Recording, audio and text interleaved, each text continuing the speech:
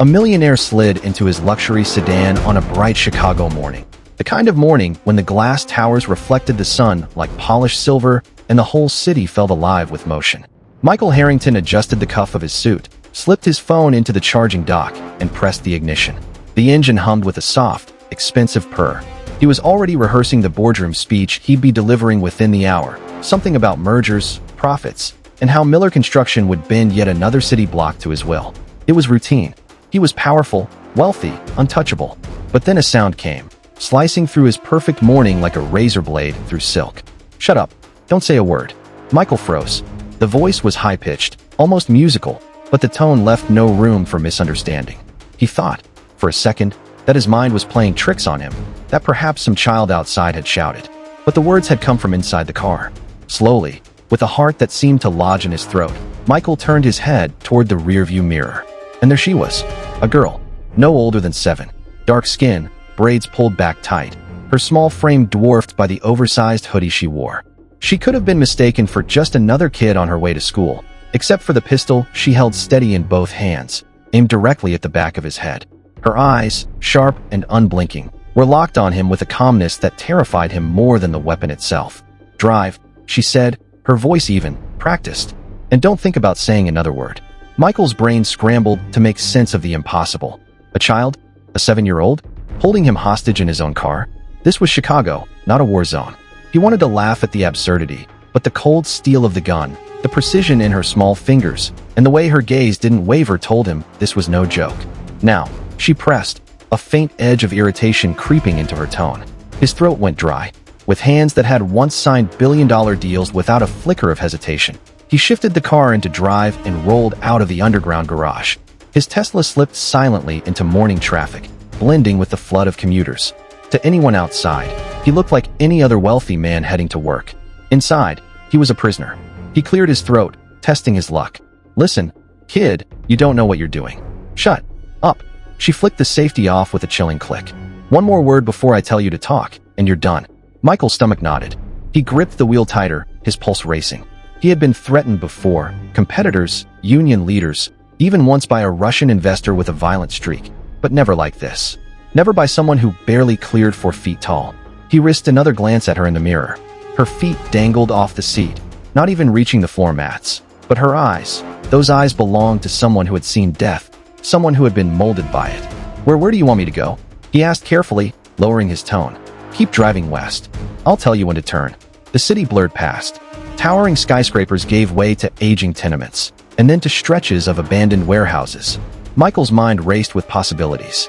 Was she working for someone? A gang? A rival who wanted to send a message? Or was she just some deranged kid off the street? But when she finally spoke again, the pieces of the puzzle began to form. "You don't recognize me, do you?" she asked, her voice almost curious.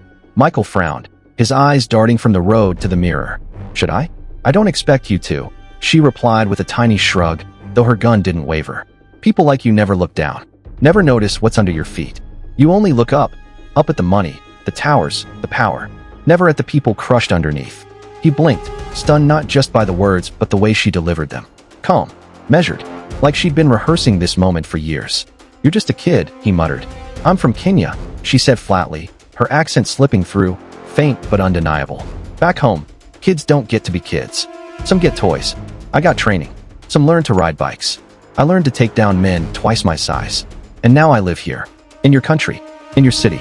And you think I'll just sit back and watch while you people drown the world in greed?" Michael's chest tightened.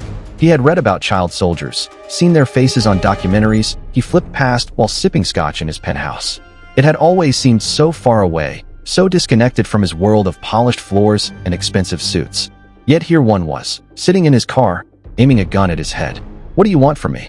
he asked finally, though dread already coiled in his gut. Her lips curled into a small, bitter smile. "Everything." The word hung heavy in the air. They pulled up to an abandoned warehouse, its windows shattered, walls tagged with graffiti. The place looked like a skeleton of old Chicago, rotting in the shadow of skyscrapers. She gestured with the pistol. "Out." Michael obeyed, his expensive loafers crunching on broken glass as he stepped inside. The air smelled of rust and mildew, and the silence pressed in from every direction. She herded him toward a corner office with peeling paint and a cracked leather chair. "Sit." He sat. For the first time, She lowered the gun slightly, though not enough to give him hope. From her oversized hoodie, she pulled out a battered backpack and tossed it at his feet. "Fill it," she ordered. "Call your banker, your lawyer, whoever you need. Every cent you can move. Every secret account. Offshore. Hidden. I know you have them. Men like you always do." Michael's blood ran cold. "How could you possibly? I told you. I've been trained. Do you think I came all the way here without knowing who I was targeting? I studied you. I know your weaknesses. I know your schedule. I know the passwords you recycle. I know the names of the banks that protect your money. You think you're untouchable, but I can touch you." Her voice didn't rise. It didn't need to. It was a quiet storm. Michael tried to steady himself. He had negotiated with sharks before. He could do this. He could outthink a child. But when he looked into her eyes again, he wasn't so sure. Hours passed in that decaying office. He stalled, pretending to make calls, fumbling with excuses about banking hours and verification codes. Each time, her patience thinned. Each time, the gun in her hand seemed heavier, more certain. She told him stories in between, about villages torn apart, about training camps where children were turned into soldiers before they even lost their baby teeth, about being brought to America by a man who promised her a new life, only to use her skills in ways she never wanted. "And then I saw you," she said finally. "Your towers, your face on magazines, the way people bowed to you, even when you destroyed their lives. I thought, why not take what you've taken? Why not show you what it feels like to be powerless?" Michael felt sweat trickle down his spine. He opened his mouth to plead, but a sound outside caught both their attention. Footsteps. Voices. The girl stiffened, the first crack in her armor. She moved quickly, dragging him closer, pressing the gun harder against his ribs. But then came the shout. "Chicago PD. Step away from him. Drop the weapon." Michael's heart lurched. Through the dusty window, flashing red and blue lights painted the walls.